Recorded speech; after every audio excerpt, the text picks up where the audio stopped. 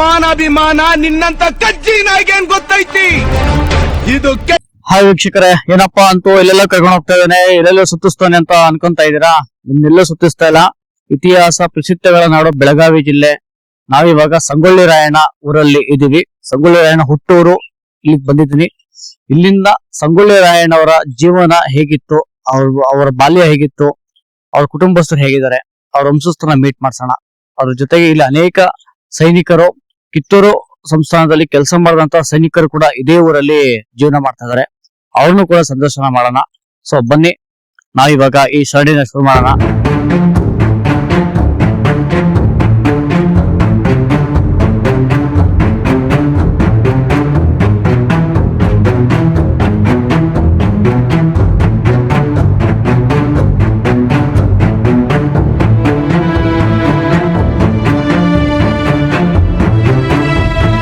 ಇವಾಗ ನಾವು ಸಂಗೊಳ್ಳಿ ರಾಯಣ್ಣ ಸ್ಮಾರಕಕ್ಕೆ ಬಂದಿದ್ದೀವಿ.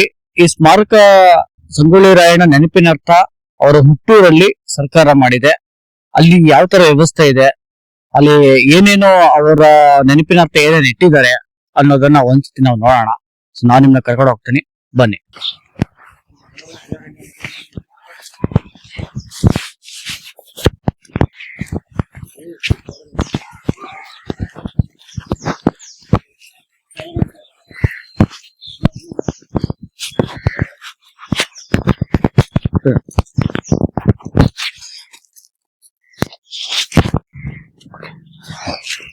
ಸರ್ ನಮಸ್ತೆ. ಸರ್ ನಿಮ್ಮ ಹೆಸರು? ನನ್ನ ಹೆಸರು ಬಸವರಾಜ್ ಕಮತ್ ಅಂತ ಹೇಳ್ರಿ, ಸಂಗೊಳ್ಳಿ ಗ್ರಾಮ. ಪ್ರಿಯ ವೀಕ್ಷಕರೇ, ಇವ್ರ ಬಗ್ಗೆ ನಾವು ಒಂದಷ್ಟು ವಿಡಿಯೋಗಳು ನಾವು ನೋಡಿದ್ವಿ. ಇವರು ಇದೇ ಗ್ರಾಮದವರು, ಅದ್ರ ಜೊತೆಗೆ ಸಂಗೊಳ್ಳಿ ರಾಯಣ್ಣನ ಬಗ್ಗೆ ತುಂಬಾ ತಿಳಿದಂತವ್ರು. ಸೊ ಹಾಗಾಗಿ ಇವತ್ತು ನಮ್ ಜೊತೆ ಇವ್ರು ಇರ್ತಾರೆ. ಇವರ ಸಂದರ್ಶನದಲ್ಲಿ ನಾವು ಇವತ್ತು ಸಂಗೊಳ್ಳಿ ರಾಯಣ್ಣ ಅವ್ರು ಹೇಗಿದ್ರು, ಅವ್ರ ಫ್ಯಾಮಿಲಿ, ಅದ್ರ ಜೊತೆಗೆ ಇಲ್ಲಿ ಅನೇಕ ಸೇನಾನಿಗಳಿದ್ರು, ರಾಕ್ ಗಾರ್ಡನ್, ಅವುಗಳೆಲ್ಲರನ್ನು ಕೂಡ ನಮ್ಗೆ ಭೇಟಿ ಮಾಡಿಸ್ತಕ್ಕಂತ ವ್ಯವಸ್ಥೆ ನಾನು ಮಾಡಿಸ್ತೀನಿ.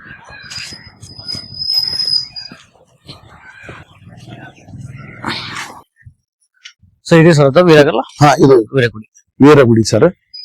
ಸಂಗೊಳ್ಳಿ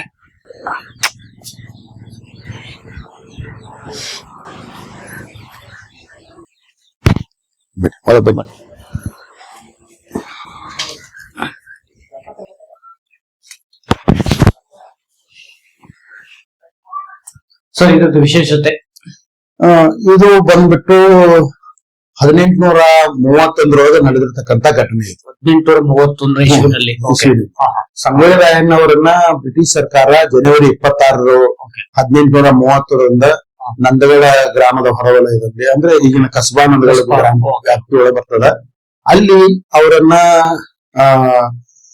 ಬಲಿದಾನ ಮಾಡಿದ ನಂತರ ಅವರ ಆತ್ಮೀಯ ಗೆಳೆಯನಾಗಿರ್ತಕ್ಕಂಥ ಬಿಚ್ಚಗತ್ತಿ ಚನ್ನಬಸಪ್ಪ, ಅವರು ಸಂಗೊಳ್ಳಿ ಗ್ರಾಮದವರು, ಅವ್ರು ಏನ್ ಮಾಡ್ತಾರೆ, ಅಲ್ಲಿ ರಾಯಣ್ಣ ಅವರ ಪಾರ್ಥಿವ ಶರೀರವನ್ನು ತೆಗೆದುಕೊಂಡು ಹೋಗಿ ನಂದಗಡ ಒಳಗೆ ಆ ಸಮಾಧಿ ಮಾಡಿ, ಆ ಸಮಾಧಿ ಮೇಲೆ ಆಲದ ಸಸಿ ನಡುವ ಮೂಲಕ ಅವರನ್ನ ಜೀವಂತವಾಗಿ ಇಟ್ಕೊಳ್ತಾರೆ. ಈಗ ಅದು ಹೆಮ್ಮರವಾಗಿ ಬೆಳೆದ ಆ ಒಂದು ಆಲದ ಸಸಿಯನ್ನು ನೆಟ್ಟ ನಂತರ ಅವ್ರಿಗೆ ಏನು ಪಾರ್ಥಿವ ಶರೀರಕ್ಕೆ ಏನು ಗೌರವ ಕೊಡ್ಬೇಕು ಕೊಟ್ಟ ನಂತರ ಅವರು ಮತ್ತು ಸಂಗೊಳ್ಳಿ ಗ್ರಾಮಕ್ಕೆ ಬರ್ತಾರೆ. ಇಲ್ಲಿ ಮತ್ತೆ ಆರೋಗ್ಯ ತರೋ ಆರ್ಕೆಜಿ ಸೂಪರ್, ಆರ್ಕೆಜಿ ತುಪ್ಪ ಬರ್ತಾರೆ.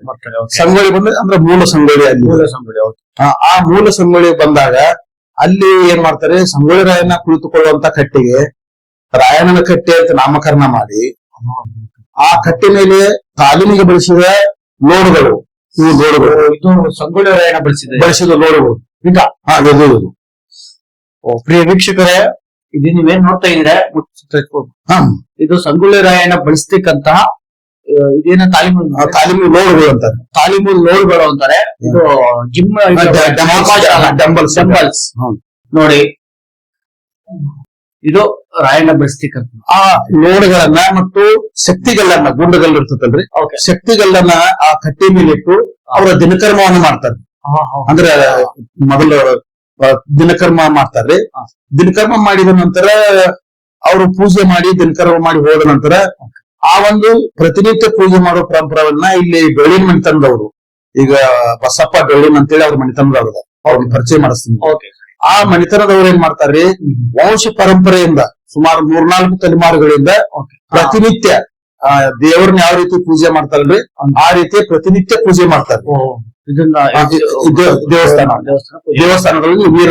ಆಮೇಲೆ ಏನ್ ಮಾಡ್ತಾರೆ, ಏನು ತಾಲೀಮುಗೊಳಿಸಿದ ಶಕ್ತಿಗಳಿನೊಳಗ ಆ ಮಣಿತನದವರು ಊರನ್ನವರು ಕೂಡಿ ಈ ವೀರಗಲ್ಲನ್ನ ಕೆತ್ತಾರೆ. ವೀರಗಲ್ಲು ನೋಡ್ರಿ, ಅವನ ಕೈಯೊಳಗ ಖಡ್ಗ ಇದೆ, ಡಾಲ್ ಇದೆ. ಆಮೇಲೆ ಇದು ಆಸನ ಅಂದ್ರ ವೀರಾಸನ ಭಂಗಿ ಅಂದ್ರ ವೀರಾಸನ ಭಂಗಿ ಅಂತಾರೆ. ಅಂದ್ರೆ ಹೋರಾಟಕ್ಕೆ ಸಿದ್ಧನಾಗಿರ್ತಕ್ಕಂತ ಒಂದು ಇದ್ರೊಳಗ ಈ ವೀರಗಲ್ಲನ್ನ ಕೆತ್ತನೆ ಮಾಡ್ತಾರೆ. ಆ ವೀರಗಲ್ಲನ್ನ ಕೆತ್ತನೆ ಮಾಡೋ ಮೂಲಕ ಅವನ ಸ್ಮರಣಾರ್ಥ ವೀರಗಲ್ಲನ್ನ ಸುಮಾರು ಸ್ವಾತಂತ್ರ್ಯ ಪೂರ್ವದಲ್ಲೇ ಈ ಕಲ್ಲನ್ನ ಪ್ರತಿಷ್ಠಾಪನೆ ಮಾಡ್ತಾರೆ. ಈ ಕಲ್ಲನ್ನ ಇದು ಆ ಶಕ್ತಿಯನ್ನೊಳಗ ಈ ವೀರಗಲ್ಲನ್ನು ಕೆತ್ತಿಸ್ತಾರೆ. ಕೆತ್ತಿಸಿ ಆ ವೀರಗಲ್ಲನ್ನ ಪ್ರತಿನಿತ್ಯ ಪೂಜೆ ಮಾಡುವಂತ ಪರಂಪರೆಯನ್ನ ಬೆಳೆಸ್ಕೊಂಡು ಇದುವರೆಗೂ ಪ್ರತಿನಿತ್ಯ ಪೂಜೆ ಮಾಡ್ತಾರೆ. ಅಂದ್ರೆ ಒಂದು ಸಂಸ್ಕೃತದ ಒಂದು ಗಾದೆ ಮಾತು ನೋಡಿ, ತಾಯಿ ಮತ್ತು ತಾಯ್ನಾಡಿಗಾಗಿ ಬಲಿದಾನ ಮಾಡಿದ ವ್ಯಕ್ತಿ ತಾಯಿ ಮತ್ತು ತಾಯ್ನಾಡು ಸ್ವರ್ಗಕ್ಕೆ ಸಮಾನ. ತಾಯಿ ಮತ್ತು ತಾಯ್ನಾಡು ಸ್ವರ್ಗಕ್ಕೆ ಸಮಾನ. ತಾಯಿ ಮತ್ತು ತಾಯ್ನಾಡಿಗಾಗಿ ಬಲಿದಾನ ಮಾಡಿದ ವ್ಯಕ್ತಿ ದೇವರಿಗೆ ಸಮಾನ. ಆ ಕಾರಣಕ್ಕೆ ಅವನನ್ನ ದೇವತಾ ಪುರುಷನಾಗಿ ಅವನನ್ನ ಇಲ್ಲಿ ಪ್ರತಿನಿತ್ಯ ಪೂಜೆ ಮಾಡ್ತಾರೆ. ಆ ಒಂದು ಹಿನ್ನೆಲೆ ಇಟ್ಕೊಂಡು ಇದು ಅವನ ಸ್ಮರಣಾರ್ಥ ಹಳೆಯ ಊರಿನಲ್ಲಿ ವೀರಗಲ್ಲನ್ನ ನೆಟ್ಟು ಅದಕ್ಕೆ ವೀರಗುಡಿಯನ್ನು ನಿರ್ಮಾಣ ಮಾಡಿದ್ರು. ಇದೊಂದು ವೀರನಿಗೆ ಕೊಡ್ತಕ್ಕಂತ ಗೌರವ. ಅಂದ್ರೆ ಅವನ ಸ್ಮರಣಾರ್ಥ ವೀರಗಲ್ಲನ್ನ ನೆಡುವುದು, ಗುಡಿಯನ್ನ ನಿರ್ಮಾಣ ಮಾಡೋದು, ಅವನಿಗೆ ನಾವು ಕೊಡ್ತಕ್ಕಂತ ಗೌರವ. ಆ ಬೆಳ್ಳಿನ ಮಣಿತನದವರು ಮತ್ತು ಸಂಗೊಳ್ಳಿ ಗ್ರಾಮಸ್ಥರು ಕೊಟ್ಟಿರ್ತಕ್ಕಂತ ಗೌರವ. ಅಂದ್ರೆ ಅವನಿಗೆ ಪ್ರತಿನಿತ್ಯ ಪೂಜೆ ಮಾಡ್ತಕ್ಕಂಥದ್ದು, ಅವನ ಜಾತ್ರೆ ಮಾಡ್ತಕ್ಕಂಥದ್ದು, ಈ ಒಂದು ಪರಂಪರೆಯನ್ನ ಇಲ್ಲಿ ಬೆಳೆಸ್ಕೊಂಡು ಬಂದಿದ್ದಾರೆ. ಇವಾಗ ಸಂಗೊಳ್ಳಿ ರಾಯಣ್ಣಂದು ಇನ್ನೊಂದು ಇತಿಹಾಸದಲ್ಲಿ ಏನೇ ಸಂಗೊಳ್ಳಿ ರಾಯಣ್ಣ ಹತ್ರ ಬಂದು ಏನೇ ಒಂದು ಬೇಡಿಕೊಂಡ್ರು ಕೂಡ ಅದು ಆಗುತ್ತೆ ಅನ್ನೋದು ಎಲ್ಲರೂ ಹೇಳ್ತಾರೆ. ಅದ್ರ ಬಗ್ಗೆ ಒಂದು ಮಾಹಿತಿ. ಈಗ ಸಂಗೊಳ್ಳಿ ರಾಯಣ್ಣವರು ನೀವು ನಂದಗಡಕ್ಕೆ ಈಗಾದ್ರೂ ಹೋಗಿ ನೋಡ್ಬೋದು. ಅಲ್ಲಿ ಸಾವಿರಾರು ತೆಂಗಿನ ಕಾಯಿಗಳನ್ನ ಹರಕೆ ಕಾಯಿಗಳು ಅಂತ ಹರಕೆ ಕಾಯಿಗಳು.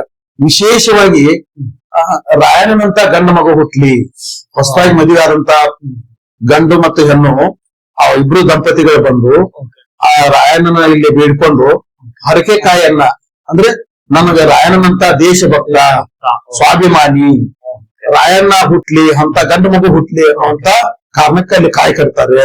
ಮತ್ತೆ ಕೆಲವೊಂದು ಜನ ತಮ್ಮ ಬೇರೆ ಬೇರೆ ಬೇಡಿಕೆಗಳನ್ನ ಬೇಡಿಕೊಂಡು ಅಲ್ಲಿ ಹರಕೆ ಕಟ್ಟುವಂತ ಸಂಪ್ರದಾಯ ಇದೆ. ಮತ್ತು ಇಲ್ಲಿ ಬಂದು ಹರಕೆ ಕಟ್ಟಿ ಬೇಡಿಕೊಂಡು ಹೋಗುವಂತ ಸಂಪ್ರದಾಯ ಇದೆ. ಅಂದ್ರೆ ಅವನನ್ನ ಜನ ಏನಾಗ್ಬಿಟ್ಟದ ಅಂದ್ರೆ, ಈಗ ಸಂಸ್ಕೃತ ಶ್ಲೋಕದ ಹೇಳಿಲ್ಲ, ಅವನನ್ನ ದೇವತಾ ಸ್ಥಾನಮಾನದವ್ರು ನೋಡ್ತಾರೆ. ಸ್ವಾತಂತ್ರ್ಯ ಹೋರಾಟಗಾರಕ್ಕಿಂತ ಆ ದೇಶಕ್ಕಾಗಿ ನಾಡಿಗಾಗಿ ಬಲಿದಾನ ಮಾಡಿದ ವ್ಯಕ್ತಿ ನಮ್ಗೆ ದೇವರಿಗೆ ಸಮಾನ, ಅವನ ದೇವತಾ ಪುರುಷ ಅನ್ನೋ ಒಂದು ಕಲ್ಪನೆ ಒಳಗೆ ಅವನನ್ನ ಪೂಜೆ ಮಾಡುವಂತ ಒಂದು ಪರಂಪರೆ ಬೆಳೆದು ಬಂದ.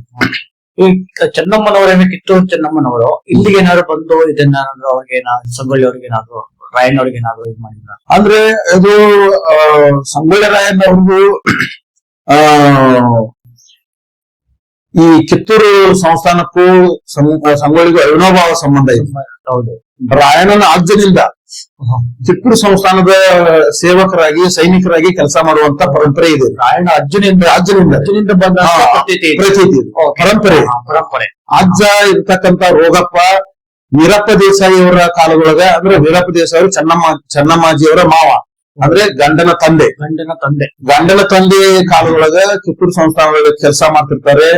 ಅವರು ಅಲ್ಲಿ ವೀರತನದಿಂದ ಹೋರಾಟ ಮಾಡಿ ಒಂದು ರಕ್ತಮಾನ್ಯ ಭೂಮಿಯನ್ನ ಬೆಳೆಯಲಿಕ್ಕೆ ಪಡೆದಿರ್ತಾರೆ. ರಾಯಣ್ಣರ ರಾಜ ವೀರಪ್ಪ ದೇಸಾಯಿಯವರ ಕಾಲದೊಳಗೆ ಗೋಕಾಕನ್ನ ವಶಪಡಿಸಿಕೊಳ್ಬೇಕನ್ನುವಂತ ಉದ್ದೇಶದಿಂದ ಅಲ್ಲೊಂದು ಚಿನ್ಗಿ ಕೊಡವಾಡ ಅನ್ನುವಂತ ಯುದ್ಧ ಆಗ್ತದೆ.